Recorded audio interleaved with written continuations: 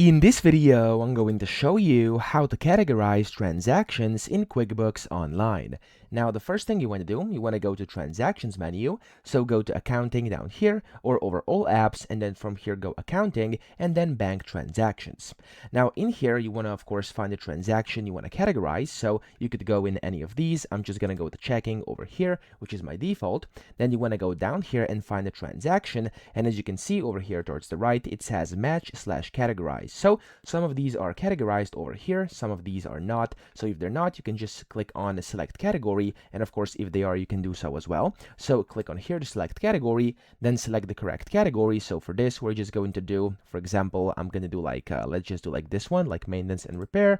And then whenever you do that, as you can see, it's going to basically categorize that specific transaction. So you can then do this for each and every single one. And of course you have like multiple multi-actions over here you could also use, etc. So that's it. I hope this video helped you out. If it did, please subscribe to the channel and help me out as well.